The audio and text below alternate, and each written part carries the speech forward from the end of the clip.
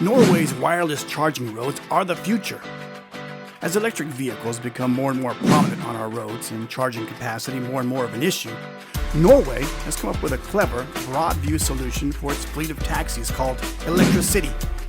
In the future, it will take in far more vehicles too. Norway's wireless charging roads are the future. If you're a subscriber, well, welcome back to Quay 1. But if you're new to this channel, make sure to click that subscribe button to stay up to date with all our engaging videos, and use that trigger finger by smashing that like button. Now, let's get into it. The Nordic country has already committed to requiring all new cars sold from 2025 onwards be electric, and intends to build an entirely emission-free taxi service to assist in its lofty aims. With charging time, an efficiency limiting factor for electric commercial vehicles in particular, they'll achieve this by charging the cabs wirelessly through the taxi rank they sit on, as the cabs wait to be hired. This will save in many ways. No need to hunt out an available charger, no need to wait separately for a charge and to be hired, and no need even to plug in or unplug when a fare arrives, all of which save precious time in which to earn. In the future, it will be possible to charge electric vehicles while driving them. This technology is called wireless dynamic charging and involves coils under the asphalt and in the vehicles. The advantages are the obvious economy of time, cars that require smaller batteries, and the removal of wires. In theory, it's possible to reach infinite range with this technology, but there are also several challenges. One of these challenges is that we don't know enough about the consequences of such wireless charging on the power grid. So, how does wireless dynamic charging affect the grid? A report by the Institute of Transport Economics forecasts that most vehicles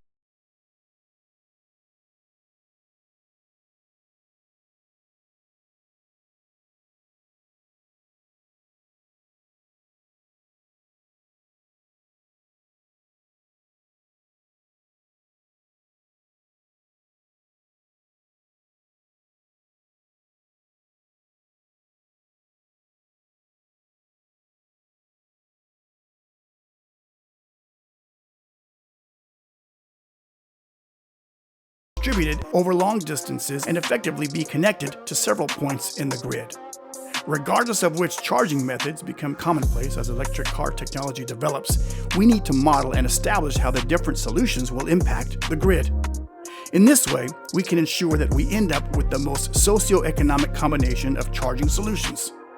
In the planning of the electric grid of the future, power demand from dynamic charging will need to be considered in combination with the existing power demand in the area, to ensure the grid isn't over-dimensioned. Such an approach will result in smaller investment costs and a more socio-economic use of the grid. As electric vehicles become more and more prominent on our roads and charging capacity is more and more of an issue, Norway has come up with a clever broad-view solution for its fleet of taxis called Electricity. In the future, it might take in far more vehicles too. So how will it charge? The charging process will go through a process called induction. To facilitate the in-place charging plates are to be installed under the road where the taxis will park, and a receiver located in each taxi. This will allow charging at up to 75 kilowatts entirely without cables. Induction charging works through a principle of electromagnetic induction, whereby an electric charge sent through a thick coil of wire is used to generate an electric current. The force in turn generates an electric current in a second coil some distance away. The process does require that the device to be charged is relatively near to the coil, and so the process is sometimes called near-field charging, as it is not absolutely precisely like the connection of a cable. However, this is relatively simple to set up between a taxi and a static location, so long as the positioning of the vehicle is relatively accurate, something that can be easily achieved through normal parking. Naturally, such a process would be of limited green benefit unless the electricity being supplied to the taxis was already from a green source. Electric cars can be much greener than their petroleum equivalent, but only where care is taken that the electrical sources are better for the environment than the petrol it's replacing.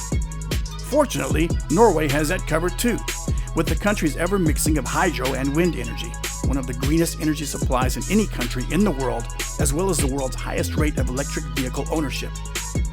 At the heart of the program is a Finnish clean energy company called Fortum and their Charge and Drive program.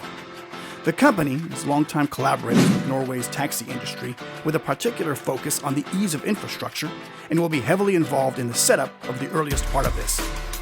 The sale of electric cars in Norway overtook those powered by petrol, diesel, and hybrid engines in 2020, with German automaker Volkswagen replacing US-based Tesla as the top battery vehicle producer.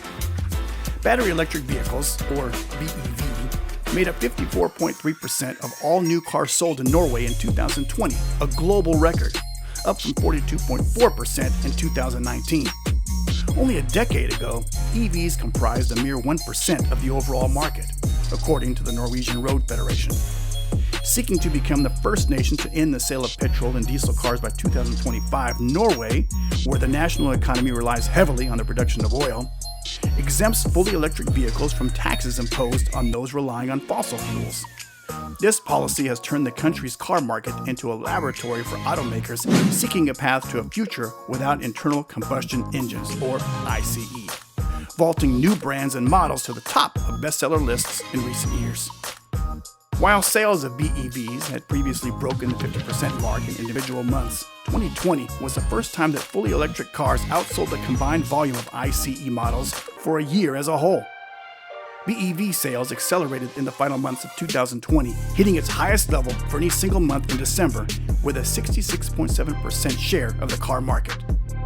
Volkswagen's Audi brand topped the 2020 leaderboard with its e-tron sports utility and sportsback vehicles, the most popular new passenger cars in Norway last year, bumping Tesla's mid-sized Model 3, the 2019 winner, to second place. Electric vehicle sales are set to continue to soar in 2021.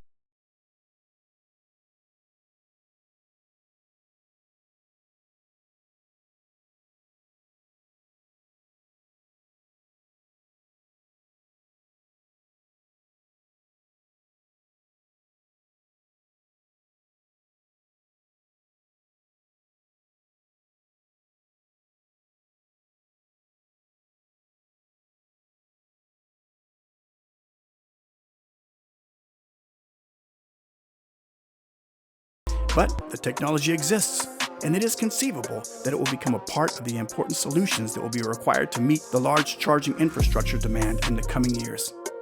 The huge infrastructure challenges do mean its everyday use is not on the immediate horizon. For now, Norway and its taxi industries might just be the perfect testing ground. The country already has the highest rate of electric vehicles in the world, and its relatively small population allows for changes like this to be made fairly quickly and unobtrusively. Also, Norway is not the home of a single automotive company likely to lobby against the changes, and so is free to put in place all kinds of benefits for switching to electric without any excessive lobbying or economic pressure. Benefits for electric car use so far have included free or discounted road tolls, parking and charging point, and the tax exemptions. The number of purchased cars that are electric is closing on half of all new vehicles in the country, so the process is well underway. Would you like to invest money in your country like this? What can you say about this new technology? Let us know in the comment section below. And hey, if you've enjoyed this video, don't forget to like and subscribe to our channel so we can continue giving you the best contents. Thanks for watching. See you in the next video.